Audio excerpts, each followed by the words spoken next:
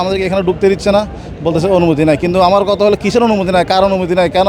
চট্টগ্রাম থেকে আসছি, আমি একজন জুলাই যোদ্ধা। আজকে আমাদের যে জুলাই স্বীকৃতি যে ঘোষণা দিবে, আমরা এটাকে প্রত্যাখ্যান করছি। এই জুলাই সনদের মধ্যে আমাদের কোনো নিশ্চয়তা নাই, কোনো আইনের সুরক্ষা নাই। আজকের এই জুলাই যে ঘোষণা মতো আমরা বাংলাদেশ ছাত্র জনতা আমরা এটা বয়কট করছি। এবং আমরা বাংলাদেশের আমাদের যে 24-এর গণ আন্দোলনকে সামনে রেখে যে আমাদের যে 1400 শহীদ এবং যে হাজার হাজার যে আহত জুলাই যোদ্ধা সবাই এখানে এসেছে, মোটামুটি আলহামদুলিল্লাহ এসেছে। আমাদের কাছে এটা তথ্য আছে যে আরও অনেকে এখনও বিভিন্ন যাত্রাপথ আছে। আমি সকাল 5টায় ভোর 5টায় চট্টগ্রাম থেকে রওনা দিছি, আসছি বাইক যোগে, যদিও অনেক কষ্ট, বাইকে চট্টগ্রাম থেকে ঢাকা এটা আসলে অনেক কষ্ট। তারপরও যেহেতু আমাদের অস্তিত্ব লড়াই টিকে থাকার জন্য কষ্ট হলে আসছি। আসার পর আমাদেরকে এখানে ঢুকতে দিচ্ছে না, বলতেছে অনুমতি নাই। কিন্তু আমার কথা হলো কিসের অনুমতি নাই, কার অনুমতি নাই, কেন অনুমতি না? আজকের এই যে আপনারা যে আয়োজন করেছেন, আয়োজনটা তো আমাদের জুলাইকে কেন্দ্র করে, তাহলে আমাদের কেন ঢুকতে দেবেন? আমরা তো আর ভাড়াটিয়া না, বা আমরা কোনো এমনি বহিরাগত না। আমাদের কার্ড আছে, আমাদের গ্যাজেটভুক্ত আমাদের স্বাস্থ্য কার্ড আছে, এগুলো সব এখন আমাদের ঢুকতে দিচ্ছে না। কেন ঢুকতে দিচ্ছে না এটা ওনারাই বলবে, জানতে পারে। এবং আমরা এটা আশা করি নাই যে আজকের বাংলাদেশে আসেও আমাদেরকে বৈষম্যের শিকার হইতে হচ্ছে। ওয়ালটন এখন দেশের সীমানা পেরিয়ে পৌঁছে গিয়েছে 50টিরও বেশি দেশে। ওয়ালটন, ঘরে ঘরে বিশ্বজুড়ে। আমরা ছাত্র জনতা যে জুলাই আন্দোলন যে জীবনের মায়া ত্যাগ করেছে, আমরা আন্দোলনের সম্মুখ সারি থেকে জুলাই যে যুদ্ধ করেছি, আমাদের উদ্দেশ্য ছিল একটা বৈষম্যহীন স্বাধীন বাংলাদেশ, যেখানে রিক্সাওয়ালা থেকে শুরু করে দিনমজুর সবাই তার মতামত প্রকাশ করতে পারবে। আজকে আমরা এখানে মতামত প্রকাশ করতে আসছি, আমাদের এটা প্রতিবাদ জানাতে আসছি, আমাদেরকে এখানে ঢুকতে দেওয়া হচ্ছে না। আমরা অপেক্ষা করে দেখবো আমাদের সিনিয়র যারা ভিতরে আছে এরা আমাদের কি ডিসিশন দেয়, আমরা ওইটাই মেনে নিব।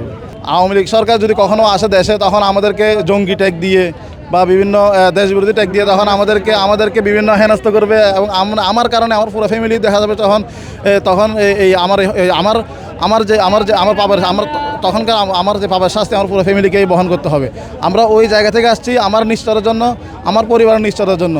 এবং আমার যে 1400 যে শহীদ, যে আমাদের যে ভাইরা শহীদ হয়েছে, তাদেরকে বৈধভাবে যাতে স্বীকৃতি দেয়, তাদেরকে স্বীকৃতি দেয়, তাই ওই কারণে আজকে আমাদের এখানে আসা। আমরা যারা জুলাই যোদ্ধা আছি, আমরা মনে করতেছি আমরা নিরাপত্তাহীনতা ভুগতেছি। কারণ আওয়ামী লীগ যদি কখনও দেশে আসে, তখন আমাদেরকে আগে ধরবে, আমাদেরকে লিস্ট দেখে ধরবে, তখন আমাদেরকে ট্যাগ দেওয়া হবে, বলবে যে আমরা জঙ্গি, আমরা দেশের মধ্যে অরাজকতা সৃষ্টি করে আওয়ামী লীগ সরকারকে আমরা পরে থেকে বাধ্য করেছি।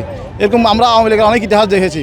আওয়ামী লীগ করেন এমন কোনো কাজ নাই। এইসব ইতিহাস থেকে আমরা এটাই শিক্ষা নিতে পারি যে আমরা যদি এখন আমাদের জুলাই সনদ যদি আমাদের ন্যায্যভাবে আমরা যদি আদায় করতে না পারি, তাইলে পরবর্তীতে আমার কারণে আমার পুরো প্রজন্ম, আমার আগের প্রজন্ম বা ভবিষ্যৎ প্রজন্ম সবাই এর জন্য ভোগান্তিতে পড়বে।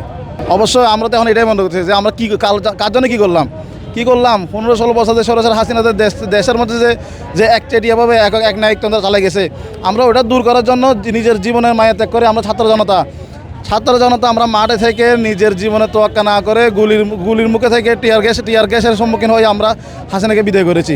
এটা কি আমাদের অপরাধ ছিল? এটা কি বলেন? এটা আমাদের তাহলে অপরাধ থাকলে বলেন। আপনারা একটা কাজ যদি এটা আমাদের অপরাধ হয়ে থাকে, তাহলে জাতির সামনে আমরা যত জুলাই যোদ্ধা আছি আমাদেরকে এক কাতারে দাঁড়া করে সবাইকে গুলি করে মারে ফেলেন, তাহলে আমাদের আর কোনো আক্ষেপ থাকবে না।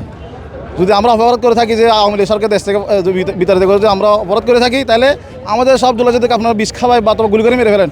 এছাড়া আমাদের আর কোনো ইয়ে নাই। না হয় আমাদের আইনের সুরক্ষা নিশ্চিত করতে হবে, আমাদের জুলাই সনদ সংশোধন করে পুনরায় আবার জাতির সামনে উপস্থাপন করতে হবে। আমার নাম মোহাম্মদ শাহিন, আমি জুলাই যোদ্ধা গ্যাজেটভুক্ত। আমার ফ্যামিলিতে আমার ছোটো ভাই আছে, ছোটো ভাই সেও জুলাই যোদ্ধা গ্যাজেটভুক্ত। আমরা চট্টগ্রাম বাইজি থেকে আসি।